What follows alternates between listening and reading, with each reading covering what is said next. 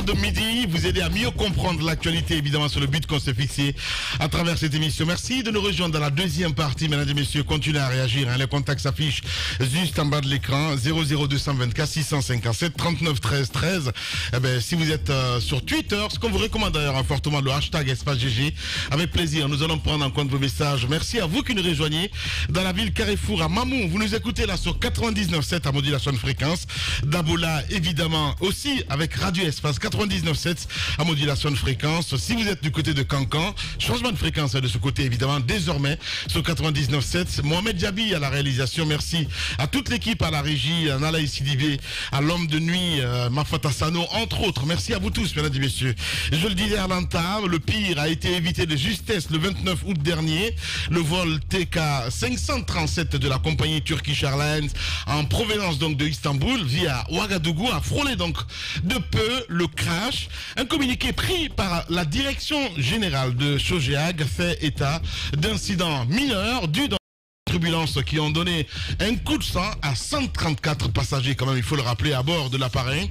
À la suite donc de ce communiqué, l'Agence nationale de l'aviation civile, plus prudente cette fois, a annoncé une enquête au fin donc de faire la lumière sur l'incident, un incident dont la gravité serait sous-estimée donc par les autorités guinéennes, alors que d'autres faits impliquant donc cette fois-ci la compagnie Air Portugal remet l'aéroport Ahmed Sékou Touré au devant donc de la scène.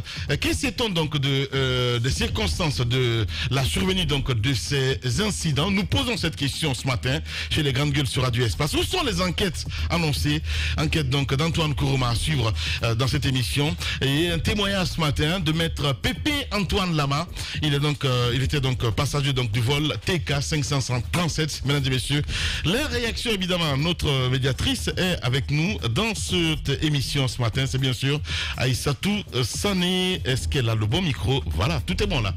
Voilà, Aïssatou, bonjour ma grande. Bonjour Lamine, bonjour à tous. Voilà, bienvenue. Beaucoup de réactions, hein, j'imagine, il faut le rappeler. Oui, notamment sur Twitter, nous avons assez de réactions. Nous commençons donc par les premiers messages. Nous avons Kourouma Mansa qui nous écrit, qui dit bonjour les GG, le cancer d'hier a été un triomphe de la démagogie sur l'élan de refondation entrepris depuis le 5 septembre 2021. Et le colosse doit se méfier de ces démagogues. Signé Moussa Fakoli Kourouma depuis Banankoro. Ibou Diallo nous écrit également sur Twitter. Il dit ceci: bonjour Espace GG, l'an 1 du CNRD. Nous avons assisté à une célébration où on rend disponible le palais dit du peuple pour tous ceux qui ont une opinion favorable au CNRD et en même temps et au même moment plutôt on déplore un dispositif de répression contre ceux qui ont un avis contraire. Youssouf Mario Godze Camara également nous écrit sur Twitter avec ce hashtag Espace GG. Bonjour les GG, je trouve incongru de fêter l'anniversaire du coup d'état militaire. C'est dans cette action démagogique et le CNRD lui-même avait interdit à ses débuts donner plus de moyens à la CRIEF, à la justice et à l'école guinéenne. La réaction, c'est la question qu'il se pose. Nous avons également CC Jean Loa, le bourgeois, qui nous écrit toujours sur Twitter avec ce message qui dit « Bonjour Lamine, pour la fête des 1 an de prise de pouvoir par le CNRD, on a vu une Guinée qui avait un visage très contrasté. Le CNRD doit tendre la main à toutes les composantes de la nation afin de regarder ensemble vers une même direction, celui du développement. Hashtag Espace GG. Ousmane Le Noble également nous écrit toujours sur Twitter. Bonjour à toutes. L'équipe Le Colonel doit revoir son carnet de gouvernance et se débarrasser du côté toxique qui peut l'induire en erreur et accepter un dialogue sincère avec les acteurs politiques pour le bien de la République. Hashtag Espace GG. Nous continuons toujours avec vos réactions, toujours avec le hashtag Espace GG. Et cette fois-ci, c'est Tierno Angelius Lombé qui nous écrit « Bonjour Espace GG, c'est la population même qui crée son propre dictateur. Sinon, comment fêter un putsch militaire où il y a eu des morts? Un peu d'humilité, monsieur le colonel. Les conseillers communaux dissoutes, les personnifications, la personnification de l'homme au sommet, l'homme providentiel est là. » Toujours sur Twitter, Ibrahim Sori Konaté nous écrit avec ce message: la célébration de l'an 1 du CNRD dans les garnisons militaires n'était pas une mauvaise chose en soi, mais l'idée d'un concert géant était inappropriée. Espace, hashtag plutôt espace GG. Je suis Adama de Marie, nous écrit sur Twitter: bonjour Lamine, dans un pays normal où les journalistes investissent, les journalistes plutôt investissent beaucoup pour trouver des informations. L'événement de l'an 1 du coup d'État du CNRD est un non-événement qui mérite d'être boudé comme l'a fait le public guinéen hier, parce que ça n'a pas de sens. Hashtag espace GG. Ousmane Mariam nous écrit cette fois-ci avec le hashtag espace GG. Bonjour la team. Hier, ce qui s'est passé au palais n'a rien de surprenant car les Guinéens commencent à comprendre la politique politicienne. L'argent que le CNRD est en train de distribuer pour acclamer la médiocrité n'a pas marché. Le concert a tapé poteau. Adia Fantakaba nous écrit également sur Twitter avec ce message: bonjour la voix des sans-voix. Pour une fois, je ne suis pas d'accord avec mon journaliste préféré Antoine Kourouma. La sortie du colonel Mamadi Doumbouya n'était pas opportune car la journée du 5 septembre 2021 a été une journée mitigée, comme l'a dit Ruby Antoine Lemur. Espace GG. Noumé également nous écrit sur Twitter: bonjour les GG, un an du CNRD, il y a forcément beaucoup à saluer.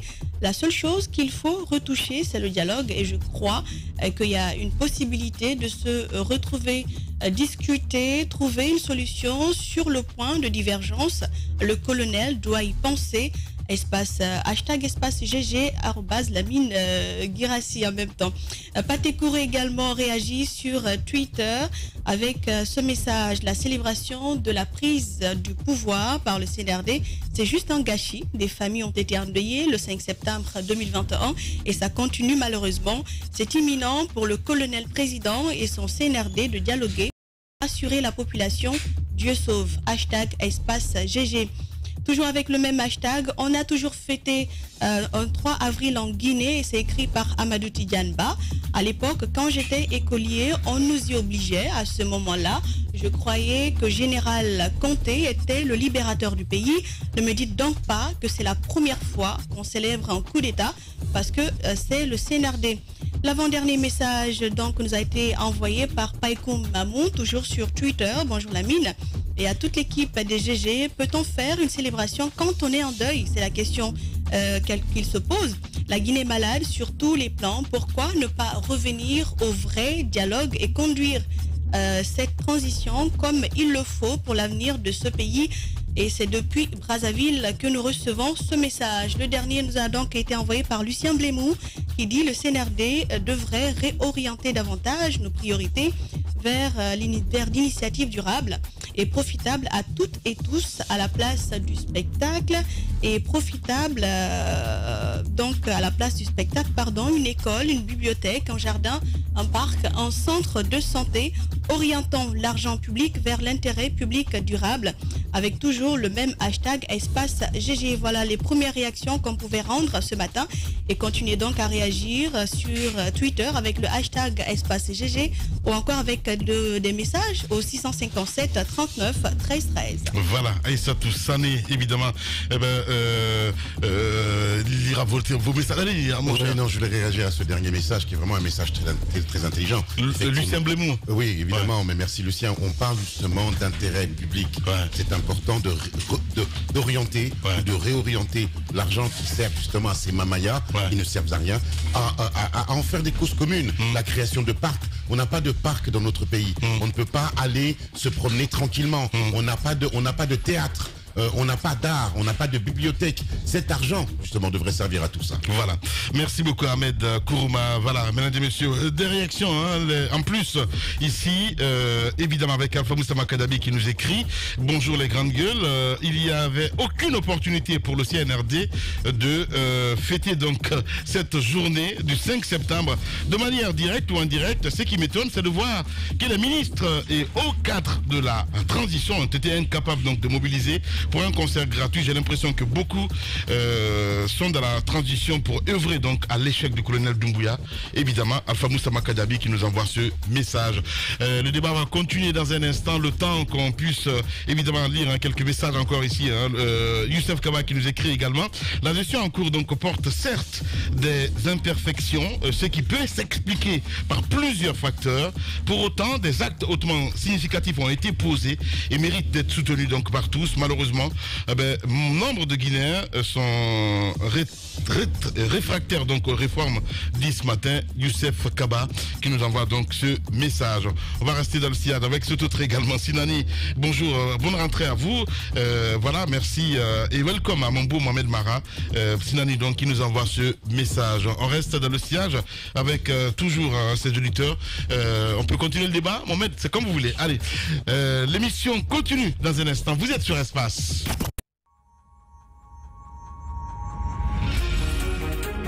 Chez les GG, nous pensons comme Claudie. Malgré votre sincérité, votre bonne foi, vos détracteurs auront toujours la gâchette du mensonge facile.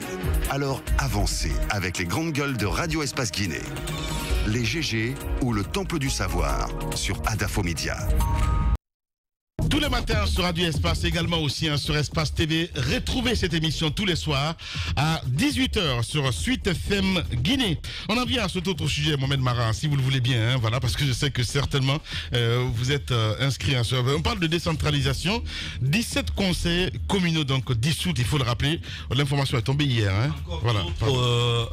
Justement, d'autres collectivités qui sont dans le collimateur du ministère de l'administration et du territoire. Donc hier, on apprend que par décret, 17 autres localités, je ne sais pas si Tamba a la liste, sous les yeux. Je ne sais Justement. pas si vous pouvez rapidement... Allez-y, vous avez le micro, mon cher Mohamed. Nous éplucher la liste de ces collectivités-là. Il y en a 17 de toutes les manières, en plus déjà de celles qui avaient été dissoutes récemment. Cependant, il y a donc nous posons des interrogations. Allez-y sur la liste. Pour comprendre rapidement, s'il faut bien les lire comme ça, il y a les communes de Mamou, ça c'était déjà la dernière fois, Sigiri, Bofa, mais également de Boké. C'est plutôt les communes rurales pour ce qui concerne cette première liste. Et puis les listes d'hier, c'est mélangé. Dans la commune urbaine de Kérouané, la préfecture de Kérouané, pardon, c'est la commune rurale de Damaro qui est concernée. À Dinguiraï, c'est la commune urbaine. Et puis à Dabola, c'est la commune rurale de Nolema et la commune de Dogomé. À Gekedou, c'est la commune urbaine. À Kouroussa, la commune urbaine et la commune rurale de Fadou Saba. Et puis à Dalaba, la commune urbaine et la commune de Garambé à Labé. La commune urbaine de Mali également, la commune rurale de Kalan, dans la préfecture de Labé, à Wankifon pour Koya, et Manéa également dans la préfecture de Koya, la commune rurale de Wassou dans Dubrika, Alasoya et Benti dans la préfecture de Forekaria. Avant d'aller sur des interrogations d'ordre technique, j'ai pu quand même faire une petite observation en termes de, si vous voulez, des partis politiques. Des partis politiques qui contrôlaient ces communes. Il y a à majorité, en tout cas, le RPG pour Kérouané, Nolema, Dogomé ou Gekedou, et puis Kouroussa, pour toutes les communes de Kouroussa, bien sûr. Et puis, il y a quand même l'UFDG à Dalaba et puis à Labé, les communes qui sont concernées de ce côté. Et deux listes indépendantes. La liste indépendante qui avait donc gagné la municipalité de Dinguiraï, mais finalement le maire a fini par rejoindre le RPG Arc-en-Ciel. Et puis à Manéa également, c'était une liste indépendante. Ce monsieur, je crois, Souma, qui était du RPG, n'ayant pas été choisi par le parti, il a décidé d'aller seul. Il avait gagné en tout cas la municipalité de Manéa. Et c'est une liste indépendante donc qui avait gagné cette commune et qui vient donc d'être renvoyée. D'accord. Alors, il y a des conséquences politiques, certainement que vous allez tirer tout à l'heure, mais sur le plan juridique, il faudrait savoir, par principe, que la dissolution est bel et bien prévue par le Code des collectivités. C'est possible que le président prenne un décret pour dissoudre des communes. C'est possible. Et cela est prévu à l'article 80 du Code des collectivités. Mais attention, il y a toujours des conditions fixées en pareil cas. Alors, voyons ces conditions. La première, c'est qu'il faudrait qu'un tiers des membres d'une collectivité ait fait l'objet, pas de poursuite judiciaire, mais de condamnation, soit pour délit, soit pour crime. Lorsque le tiers des membres est condamné, alors automatiquement, le ministre de l'administration des territoires peut proposer au président, justement, de dissoudre cette entité. Et justement, mais attention, à charge pour l'État d'organiser des élections dans les 6 mois qui suivent. Parce que les délégations spéciales qui les remplacent n'ont de mandat que pour 6 mois. N'oubliez pas qu'il s'agit là d'une suspension d'un mandat accordé au suffrage universel. Et ça, c'est extrêmement important. Alors, ça, c'est la première raison. Il faut le tiers qui soit condamné. Deuxièmement, il faudrait que ce soit par décret. Alors, c'est ce qu'on a vu cette fois-ci. Mais on sait qu'il y a des irrégularités autour, justement, de ces décrets qu'on vient d'observer. La première, il y a une question, à mon avis, d'illégalité. Je l'ai dit tout à l'heure, il aurait fallu que le tiers ait fait l'objet de condamnation. Parce que simplement, on a inversé l'ordre des choses. La première des choses prévues par la loi, c'est que justement, l'État a ce pouvoir de contrôle de la gestion des collectivités. Ouais. En cas de soupçon, d'abord, il y a un contrôle des gestions qui doit s'opérer. Ensuite, si des personnes semblent être épinglées, je dis bien semblent être épinglées, parce qu'il n'appartient pas à un ministre de l'administration du territoire de déclarer que quelqu'un est coupable de détournement, par exemple. Comme un ministre, même soit-il de la justice, ne peut déclarer un autre citoyen coupable. Il y a une enquête préalable de toutes les personnes. C'est ce que je dis. Oui. Justement, si des personnes sont épinglées par le contrôle de gestion, ces personnes sont traduites en justice. Et lorsque le tiers des membres composant cette collectivité ont mouillé effectivement et leur culpabilité reconnue par le juge et condamnée, dans ce cas, de facto... Condamnation définitive. Définitive. Voilà. Oui, parce que là aussi, il y a un principe de double degré de juridiction. Et là, il faut y aller. Alors, le problème qui se pose, c'est que l'ordre n'est pas respecté. Normalement, il faudrait demander respectueusement au chef de l'État de rapporter son décret, simplement parce que lui a constaté une irrégularité dans la procédure qui a mené à la prise de son décret. Ça ne l'affaiblit pas, au contraire, ça le grandit. Il se rend compte que ses services techniques ont manqué de vigilance. S'il ne le fait pas, il y a un autre moyen d'attaquer ces décrets. Ouais. Parce que les entités dissoutes, les conseillers qui ont été, si vous voulez, renvoyés de cette façon-là, ont le droit d'essayer devant le juge administratif qui se trouve être la Cour suprême. Ils peuvent saisir la Cour suprême. Est-ce qu'ils oseront le faire? C'est ça la grande question. Ahmed, je pense... Hier, je l'ai dit ici, l'un des problèmes que nous avons dans ce pays, c'est de ne pas suffisamment utiliser les voies et recours. Non, bien sûr. Les voies et recours. Il faut avoir le courage de les utiliser. Tu viens d'utiliser le mot, Mohamed. Tu viens de soulever le lièvre à juste titre. Voilà. Au niveau du droit, tu as raison. Au niveau du décret, le décret est hors la loi. Oui, mais je l'ai dit aussi, le président, de toutes les manières, est responsable. Absolument. Et il doit se rendre compte que son décret n'obéit pas à la loi. Alors, je me permets de terminer rapidement sur cet aspect juridique, rapidement, avant les analyses, s'il te plaît. Alors, je disais donc qu'il y a cela. Alors, le délai, parce qu'en droit, il faut parler de délai. À partir d'hier, par exemple, ceux qui ont été renvoyés hier, ils ont 2 mois. C'est ce que la loi prévoit. Ils ont 2 mois, justement, pour déposer un recours administratif auprès de la Cour suprême en attaquant cela. Alors, je dis que l'ordre était inversé. Au lieu de commencer par la gestion, le contrôle de gestion, ensuite les poursuites, après la condamnation et après la dissolution, ils ont fait quoi? Ils disent, OK, on vous balaye tous, et ensuite on vous poursuit. Non, ce n'est pas légal. Monsieur le ministre de l'administration du territoire, ce n'est pas comme cela que ça se passe. Alors, cela a quand même des conséquences. Et je veux quand même rappeler pour cela qu'il y a des violations graves. J'ai dit qu'il y a des violations en termes de légalité, mais il y a même une violation de ce qu'on appelle le sacro-saint principe de la présomption d'innocence. Voilà. Le ministre et le président se sont comportés comme si les gens sont coupables. Jusqu'à ce qu'il y ait une condamnation définitive, elles ne sont pas coupables de faute de gestion.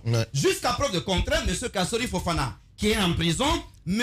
Lousseni Nabé et autres, ne sont pas coupables. Il y a des présomptions, il y a des soupçons de malversation, de cannibalisation des ressources publiques, mais tant que le juge ne les a pas déclarées, c'est pour cela que même le procureur de la CRIEF, je lui dis, il faut faire preuve parfois d'humilité et d'un peu plus, d'être un peu plus lisse Sinon, vous donnez l'impression que ce sont des personnes qui sont déjà condamnées et ce n'est pas le cas. Et je l'ai dit tout à l'heure pour terminer, qu'il y a un autre principe quand même qui est violé, c'est qu'on vole le suffrage universel des citoyens. Ouais. Un ministre a beau être puissant, il ne peut pas voler le suffrage des citoyens. Parce que c'est un déni de la démocratie locale.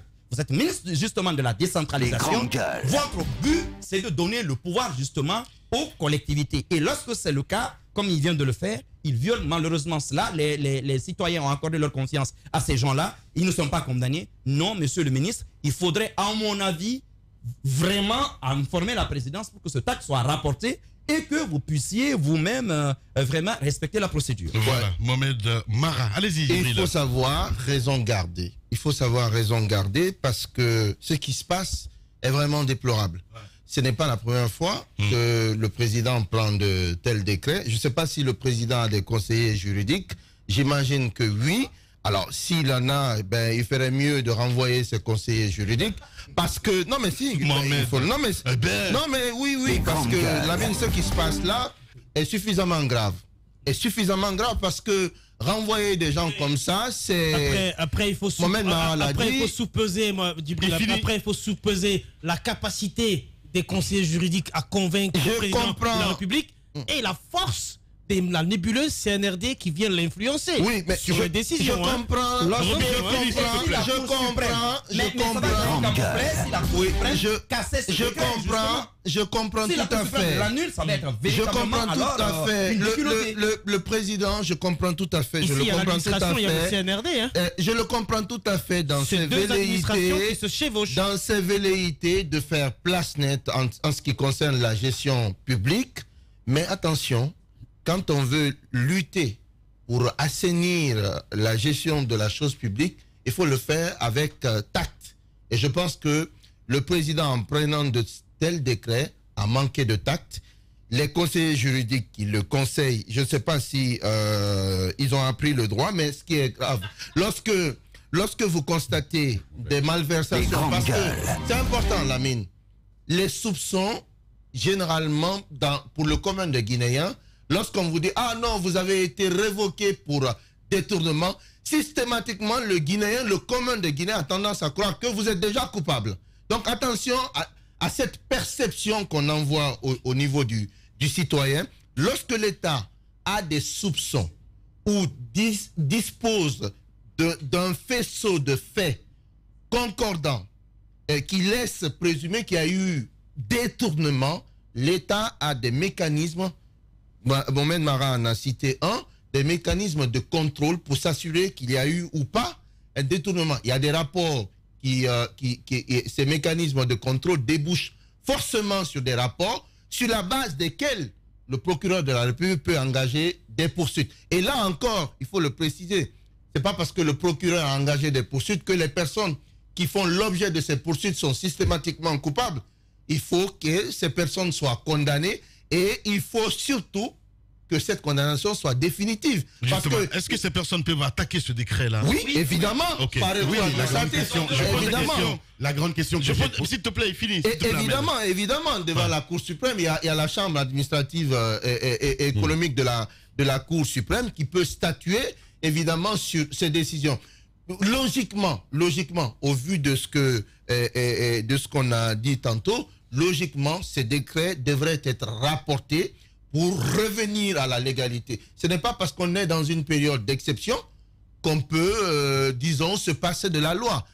On est tous régis par la loi. Je pense que le président doit le comprendre et je le conseillerais de changer de conseiller juridique. Voilà, Mohamed Djibril Kamara. Allez-y, Ahmed. Oui, non, mais je voudrais revenir. Alors, c'est très intéressant le débat qu'on a. Je ne veux pas revenir sur ce que vous avez dit, parce que vous l'avez bien dit et très, très bien dit. Donc, on va pousser la spécialiste. Oui, on va pousser la. Oui, mais j'ai pas dit le contraire, mon cher ami. Allez-y. Donc, on va pousser la réflexion un peu plus loin. Oui, c'est l'économie. Hein. Non. Allez-y. Bref. La banque centrale. La banque centrale. Monnaie. Oui. Le sabotage. La macroéconomie. Vous êtes responsables de vos micros, les gars. Voilà. Fermez vos micros. C'est important. C'est pour ça qu'on adore ce matin. Fermez vos micros pour ne pas dire vos clapets. Merci. Donc, J'étais en train de dire. Guillaume nos gueules. Non, vos gueules alors, fermez-la, merci. Merci. Donc, j'étais en train de dire, poussons la réflexion un peu plus loin, parce qu'il ne faudrait pas qu'on s'étonne dans notre pays qu'il y ait des injustices rajoutées à des injustices. Tu as donné, Mohamed Mara, le cas de Kassory et tous ceux qui sont enfermés aujourd'hui, qui subissent malheureusement l'injustice qu'on ne respecte pas leur présomption d'innocence. J'ai été l'un de ceux qui s'est insurgé ici lorsqu'on les a enfermés. Mais t'as écouté Ali Touré quand même. J'ai écouté Est-ce qu'on peut finir avec... Non, je voudrais finir. Parce que moi, je voudrais analyser quand même. Je voudrais s'il te plaît, Ahmed, avec respect. Voilà. Merci. Voilà. Allez, donc une analyse politique de ce qui vient de se passer. Je fais une analyse politique. Tu ne peux pas tout ramener à Kassory. Non, je fais une analyse politique, justement. Combien de mineurs ici ont été victimes de cette injustice qui est le non-respect de leur innocence? Combien de mineurs on a montré à la... Non mais il fait de l'urticaire dès que je parle de Kassory. Il a des boutons qui lui poussent. Je ne comprends pas pourquoi d'ailleurs. Arrête de faire de l'exécution. Kassory est un citoyen. Merci. Bref. Je pense que tu manques d'arguments. Non, je ne manque pas d'arguments. Je manque pas d'arguments. Quand vous allez me laisser développer, parce que votre art ici, c'est de me couper à chaque fois que je parle. Oui. Merci. Le fait que tu es dans le commentaire. J'étais en train de dire qu'il ne faut pas s'étonner que l'on parle de présomption d'innocence, ou plutôt de bafouer cette fameuse présomption d'innocence, dans la mesure où des enfants ici, des mineurs ici, ont été montrés à la télévision sans être floutés, premièrement. Deuxièmement, quand on revient, mais je fais le tour d'horizon de ce qu'on a dit. Continuez de me regarder, il a dit, je ne suis pas permis. C'est monnaie. Il est troublé. C'est pas guerre. C'est pas guerre. Non, il a pris le mur. Il ne fait pas ça. Je pense que le mur a pas Je finis. Oui, non, j'ai pas fini. Quand tu attends, ça va t'aider. Ça va beaucoup t'aider si tu attends. Allez-y, tout va très bien, madame la marquise. Bref, donc j'étais en train de dire qu'il ne faut pas s'étonner dans ce pays que la justice ait failli tout au long de beaucoup d'années, de décennies dans ce pays, dans la mesure où effectivement la présomption d'innocence, qui est la chose la plus importante, n'a jamais été respectée dans notre pays. Merci beaucoup Ahmed Kourouma. Voilà, vous pouvez le micro maintenant. Allez-y. Je voudrais porter un regard quand même un peu politique sur ce qui vient de se passer, en nous ramenant un peu dans l'histoire d'abord, et puis des questions tout autour. Sur des explications juridiques, je suis entièrement d'accord que la procédure n'a pas été respectée, et pour cela, bien entendu, on aurait dû s'armer en tout cas d'instruments pour pouvoir asseoir une décision qui soit acceptable. Peut-être qu'on aurait pu dire au lendemain du coup d'État, s'il ne voulait pas continuer avec, bien entendu, les conseils communaux, il aurait pu dissoudre tout. Un coup d'État, c'est un coup d'État, parce que ce n'est pas seulement aux conseillers communaux qu'on a donné le suffrage. On a donné le suffrage à Alpha Condé, quoique les élections soient discutables. On a donné le suffrage aux députés. Et même si cela aussi était discutable, mais ils étaient élus, il les a renvoyés. Il aurait pu peut-être à ce moment dire, je n'ai besoin d'aucun élu, je vais gérer avec mes hommes, il n'y a pas de commune. Absolument. La question justement, parce que ces élections de 2018 avaient bien démarré, c'était des élections qui avaient rassemblé tous les partis politiques et même des listes indépendantes, élections ouvertes au départ qui ont permis quand même d'élire des conseillers communaux. Sauf qu'au second tour, ce que j'appelle le second tour, c'est-à-dire l'élection des exécutifs communaux, tout le monde a vu ce qui s'est passé. Ce n'était plus des élections. On a vu le cas de Matoto, on a vu le cas de Kindia, de Boké, de Dubreka. C'est un accord politique qui a permis de mettre en place ces exécutifs communaux. À Gekedou également, où on a mis les conseillers en prison pour les empêcher d'aller voter. Gekedou, c'était le must. Hein. Il y a eu des conseils fabriqués. Je pense qu'il y a quand même, il y avait quand même des problèmes. Mais encore une fois, lorsque vous ne marchez pas bien, comme Djibril l'a dit, lorsque vous n'utilisez pas la bonne méthode, évidemment, la bonne volonté peut parfois être mal perçue. Et c'est le cas aujourd'hui, puisqu'il avait dit, je crois, il avait voulu faire de son coup d'État un coup d'État démocratique, quelque chose qui ne peut pas marcher. Et finalement, il veut avoir du pouvoir au niveau des municipalités. Et si c'est comme ça, c'est très mal perçu politiquement, malheureusement, alors qu'il avait le temps, au lendemain du coup d'État, de prendre des grandes décisions, quitte à renvoyer tout le monde, et puis il mettait ce qu'il voulait. Voilà. Alors, oui, très rapidement, il y a un aspect qu'on occulte dans cette affaire. On parle de dissolution pour des faits présumés de détournement de fonds. On parle quand même des gens qui décident de dissoudre des conseillers communaux. Attention, c'est important la mine. C'est important la mine. Je pense que quand on mène une lutte, on doit avoir le minimum d'humilité. On parle de personnes, des membres du CNRD, les grandes gueules, qui jusqu'à preuve du contraire, n'ont pas encore fait leur déclaration de biens. C'est quand même quelque chose sur lequel on peut s'interroger. Le Premier ministre a fait une déclaration complètement galvaudée en disant que ce sont des déclarations de biens tronquées. Les grandes c'est fondé sur le régime de la déclaration, et cette déclaration de biens n'est pas souvent vérifiée. La mine, on vous demande quels sont les biens mobiliers et financiers que vous avez, vous déclarez ce que vous voulez, et personne ne contrôle. Personne ne contrôle après. Je pense que l'exemplarité, quand on est à la tête de l'État, doit prévaloir à la fois pour le chef de l'État, mais aussi tous ceux qui détiennent une parcelle de responsabilité. On dissout des gens pour des faits présumés, on n'a pas les preuves, mais je pense qu'avant, on aurait pu avoir l'humilité nous-mêmes de s'imposer... de s'imposer une forme certaines règles, de s'imposer une rigueur d'accès. J'aime souvent utiliser cette expression-là, mais demander aux autres d'être propres, de faire preuve d'exemplarité, alors que nous-mêmes, on n'est pas, je ne dirais pas exemplaire, mais on ne fait pas preuve d'exemplarité. Ouais. Je pense qu'il y a ça, c'est quelque chose qui doit nous tiquer, quoi. Ouais, j'ai compris. Mohamed Djibril, toujours la petite bête, hein, quelque part. Allez-y, Tamba. Oui, je vois tout ça, mais moi, je veux éviter d'avoir une lecture qui consisterait à dire que le CNRD veut avoir une mainmise politique sur les délégations, sur les exécutifs communaux, même si de fait cela peut se traduire. Je sais une chose, depuis l'avènement du CNRD, la chasse à nos sous est une priorité. Et le souci qu'il y a dedans, je pense qu'on l'a déjà suffisamment évoqué la saison dernière, c'est encore ce qui revient aujourd'hui, c'est la méthode, c'est la manière. Moi, c'est la seule lecture que je veux faire. C'est bien dit. C'est la seule lecture que je veux faire, et je le redis encore, je ne pense pas qu'il y ait un enjeu, notamment électoraliste, parce que les grandes gueules. Le politique est suffisamment large pour que derrière chacune des actions, il y ait un enjeu politique. Mais l'enjeu électoral, je ne le vois pas, je refuse de l'avoir sur cette... Je refuse de l'avoir sur cette situation. Tu refuses. Bien. Tu refuses. Non, mais ça a tout son les sens, en fait. Les promesses n'engagent que ceux qui les reçoivent. Ça a tout son sens.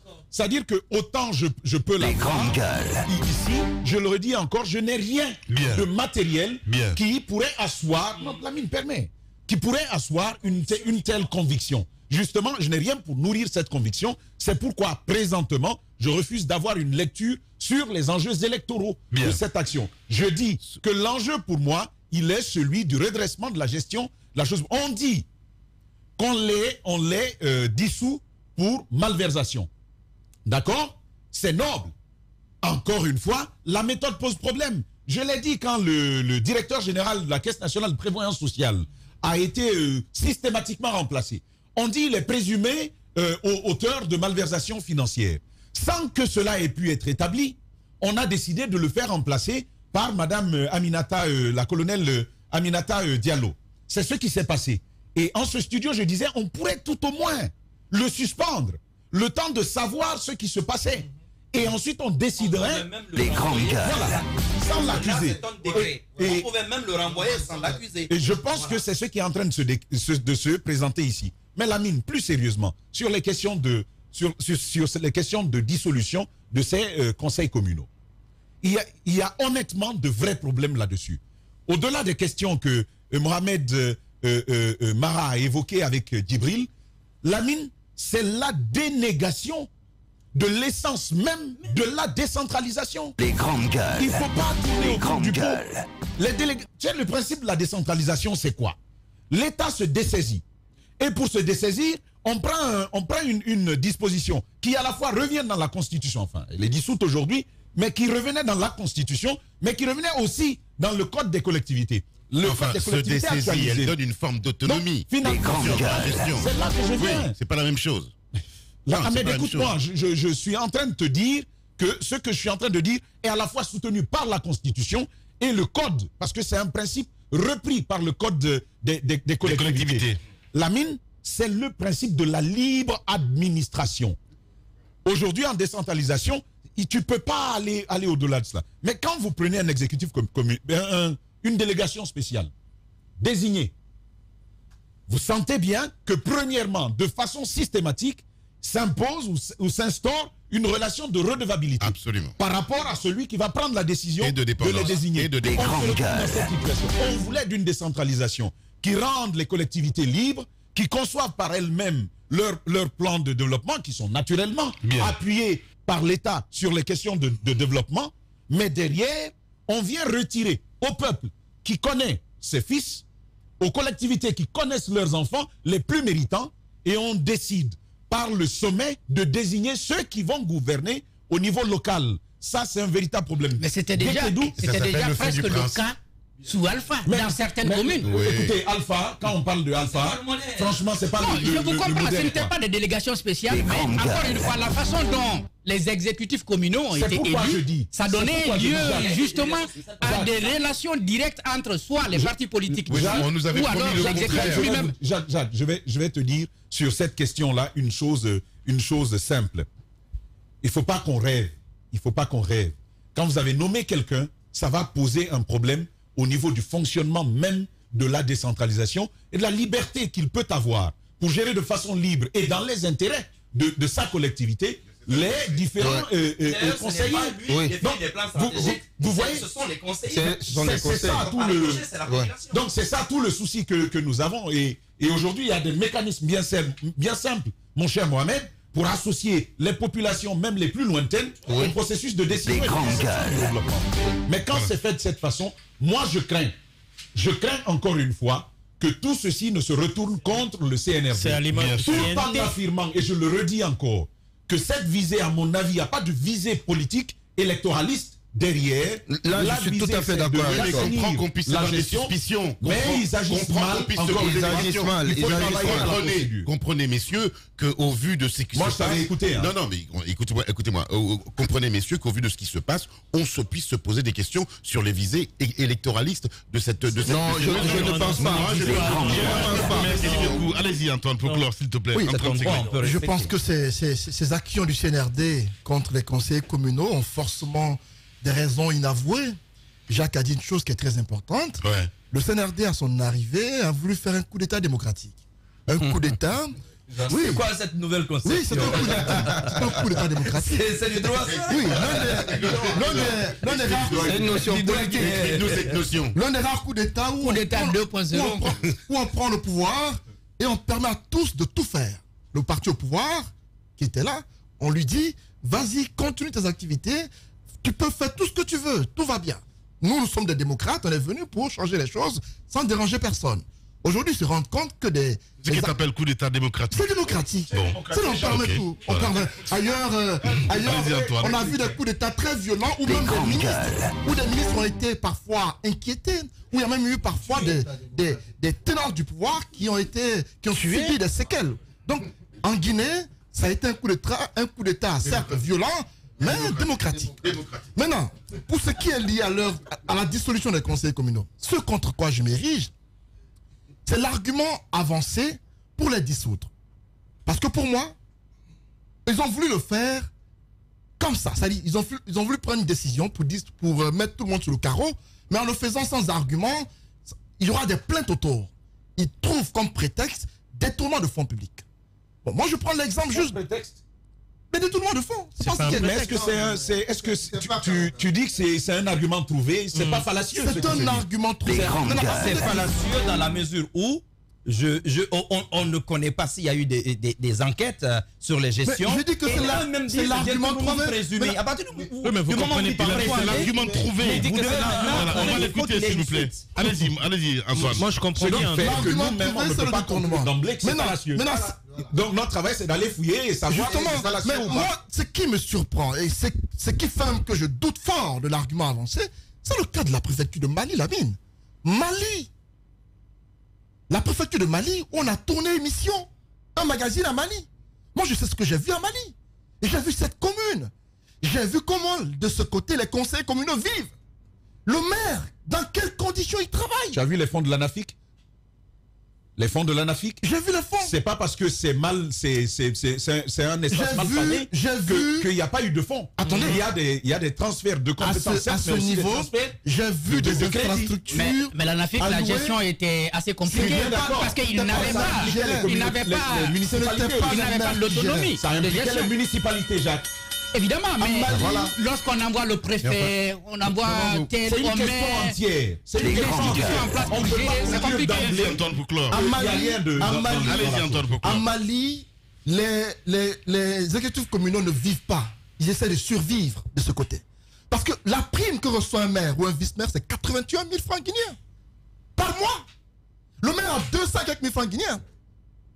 200 quelques mille francs guinéens. C'est ce qu'il t'a dit, hein? C'est ce qu'il m'a dit, mais voilà. C'est une réalité. Mais il a vérifié aussi. Le maire de Bofa m'a dit la même chose.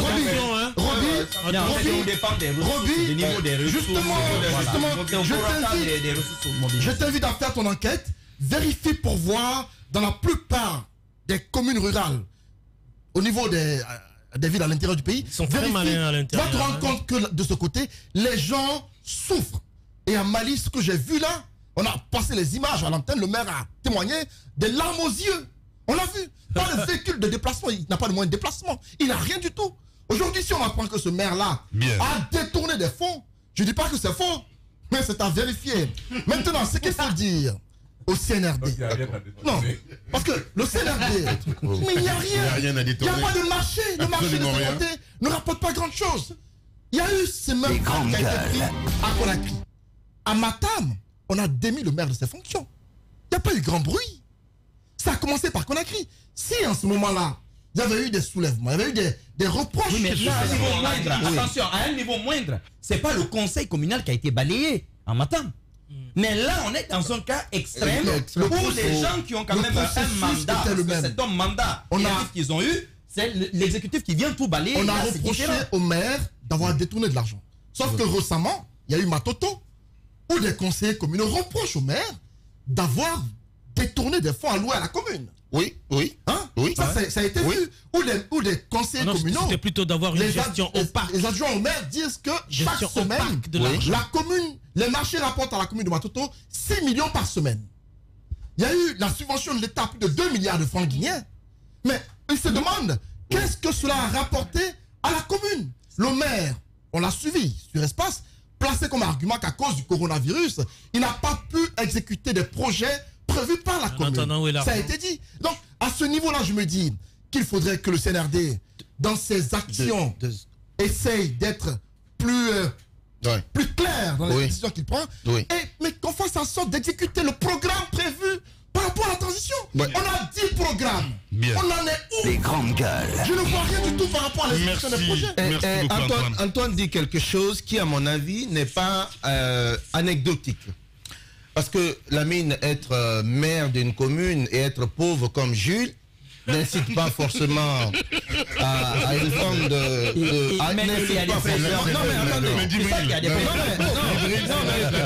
Non, écoutez, pourquoi pauvre comme être maire d'une commune, comme Jules, être maire d'une commune, on en parlera. Et être pauvre comme Jules, n'incite pas forcément à la vertu. Parce que Lamine, ce sont quand même des gens qui gèrent des montants assez faramineux. Comment voulez-vous? Je ne suis pas en train de justifier les détournements ou les prétendus détournements qui sont mis en avant pour expliquer la dissolution de ces conseillers communaux. Ce que je suis en train de dire, je suis en train de faire preuve de pragmatisme. Il ne faut pas faire preuve d'angélisme en pensant que la mine pauvre et qui gère des fonds assez conséquents, les grands voilà, comme par enchantement, vertueux. Non, il ne faut pas se leurrer. Ce sont des gens qui sont responsables de quelque chose. Il faut que les maires soient dans le minimum et des commodités quand même, parce que on ne peut pas avoir un maire qui n'a pas de moyens de déplacement. On ne peut pas avoir un maire qui s'habille comme l'as de pique. Il faut quand même avoir des responsables. Oui, attends, ça provoque un autre problème. Oui. On parle de décentralisation. Est-ce que c'est à l'État de fournir... Attendez, est-ce que c'est à l'État, du coup... Qu'est-ce qu'ils font pour mobiliser les fonds? Merci, c'est la question. Oui, mais la mobilisation des fonds... La mobilisation... Très rapidement. La mobilisation des fonds... Tu poses une question, je réponds. Je réponds. Oui, c'est une très bonne question que tu poses là. Est-ce que je peux y répondre? Tu vas y répondre, mais je la complète, s'il te plaît. Tu la complètes. Oui. Est-ce que c'est pas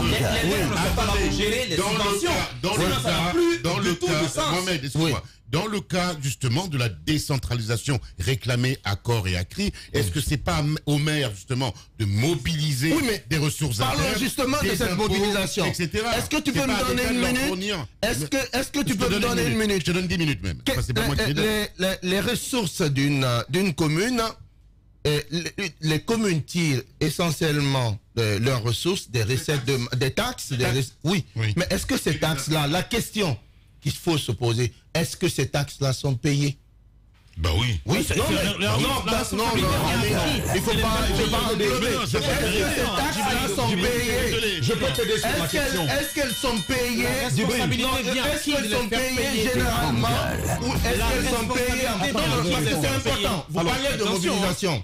Alors oui, je voulais quand même répondre à cette question. Djibril, si tu es sur le territoire d'une collectivité comme Matoto, tu ne payes pas ta taxe, le lendemain, tu vas voir ce qui va se passer. Les taxes, effectivement, sont payées. Les taxes qui existent et dont les municipalités ont la maîtrise. En revanche, il existe d'autres possibilités. Et même des taxes qui existent à l'intérieur du Code des collectivités, malheureusement que les municipalités ne peuvent pas appliquer sur le terrain.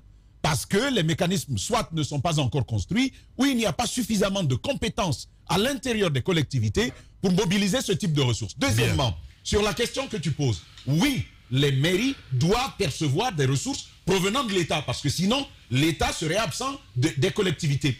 Et donc, le transfert des compétences qui revenaient initialement à l'État et qui finalement sont attribuées aux mairies nécessite pour leur mise en œuvre qu'effectivement, il y ait des fonds.